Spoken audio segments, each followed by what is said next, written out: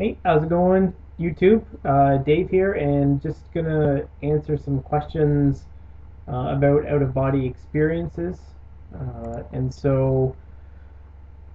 Let's just start. I get out of the body, and what do I do then? Where do I end up? So, 90% of the time, when you have an out-of-body experience, when you first get up out of your body, you are just going to end up in your surrounding environment, which means most likely your bedroom if that's where you're sleeping.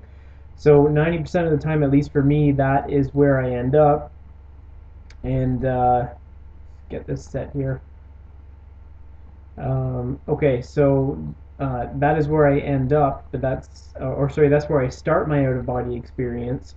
But that is not always where I end up, and I'll just elaborate that on a little bit. So when I first started having the out of body experiences, it was just mostly a matter of getting comfortable with the experience itself. For the first little while, what I did was I would have an out of body experience and I would just kind of float around the bedroom or float out into the kitchen or the family room or something like that just to get kind of used to the whole experience because it's pretty new and it's pretty different and it's kind of freaky and it doesn't take whenever the emotion gets a little too exciting, that can be something that just snaps you right back into your body very quickly.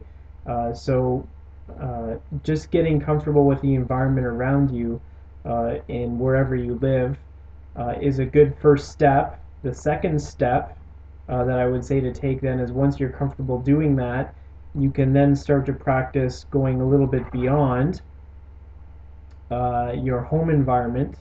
And so what I did is I picked some landmarks around where I live, and I would try to travel to those landmarks. Big building downtown in the city. Then I would try and travel, maybe 10 minutes away, but it's a very big landmark, easily seen. Then after that, I would try and go to, where I work, which is about a 10-15 minute drive, and then I would try and go to a relative's house, which would be maybe another 30 or 40 minutes away, and uh, then I would start going to farther places. And at one point, as a test, I would see if I could go to Mount Everest, and I did. So you can pretty much go anywhere you want on the planet. You can even go off the planet and look down at the Earth and see what you see. That is kind of where the out of body experiences started with me, just getting familiar with the environment and just moving around, because even moving around, you think it's not quite the same. That when you try and move, it's not moving with your body, it's moving with your mind and your will. So just getting comfortable with the aspects of floating around, getting comfortable with touching things and actually I would practice putting my hands through the door for a while, because the belief is so ingrained in my head that physical reality, you can't walk through things, but when you're in the astral, you can. That when I first tried to go through a door or a wall or something like that, I could not. I would hit it and it would be solid.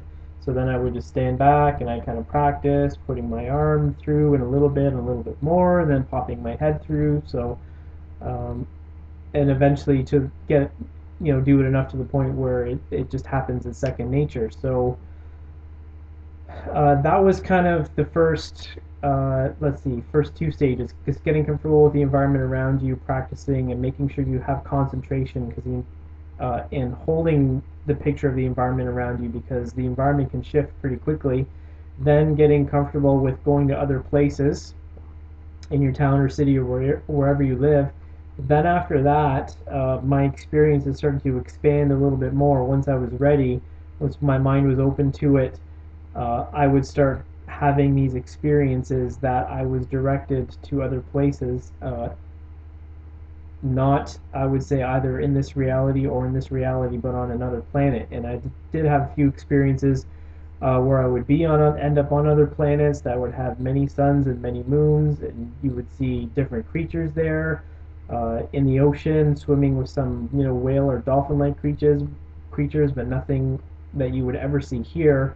Um, these experiences, uh, I would say, were sort of this physical reality because they're very similar. But then there's other experiences where you end up in realities that are completely unlike anything that is here, and it's just a mishmash of colors and symbols, uh, and I mean, it's really hard to explain how to put that into words, but it was kind of a progression. So just start with the environment around you, get comfortable, and gradually build from there. Now, to help me explore farther places, initially there is really no guide. You just kind of have to do it yourself. But to explore and get into farther places, I did start asking to see my spirit guides and my higher self. And this doesn't always work. Sometimes they're there, sometimes they're not. It depends if you're ready. And I did manage to meet one of my higher selves once.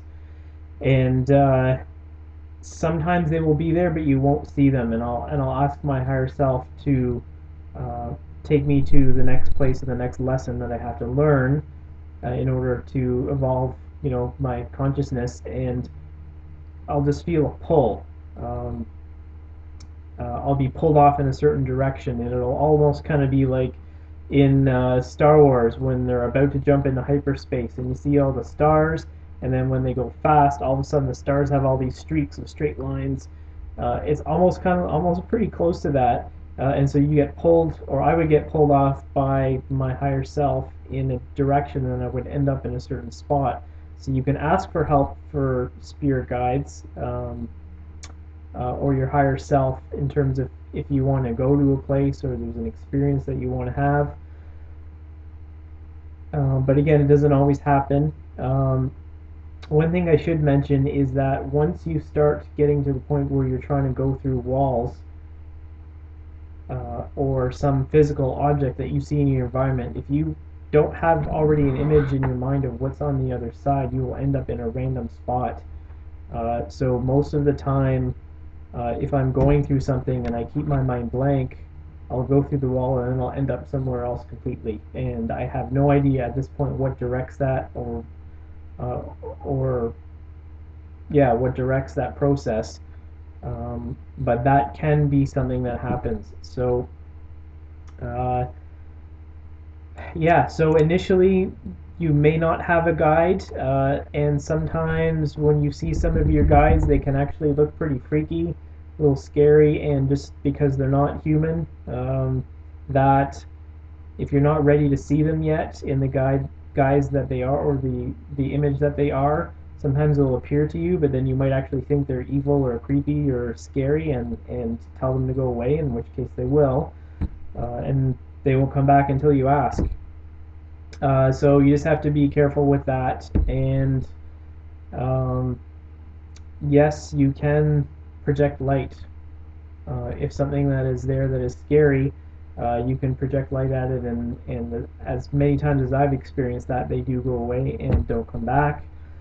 And as far as purpose, uh, in terms of having an out-of-body experience, that is specific and unique. I can't really tell anybody what their specific purpose is, but initially just having a lot of fun with it and just having enjoying the experiences as completely something different than you would normally experience, but also using that as a tool to help grow and expand your consciousness, and really reaffirm those beliefs that there's a lot more to reality that exists, but that gets a lot more solidified when you actually start experiencing things, and things like your third eye and your crown chakra will open up quite rapidly when you start having out of body experiences. So your own individual purpose it will be something that will be manifested through your experiences as you grow with them. You'll get more of a direction that's suited to you, but just initially just go through those three levels. Try your home, try the environment outside of your home, in your city, in your town, other countries, and then into outer space. And after that, uh, other dimensions. There's really no limit to what you can do. Um, so I hope that helps and answers some of the questions. And have fun with it. And take care.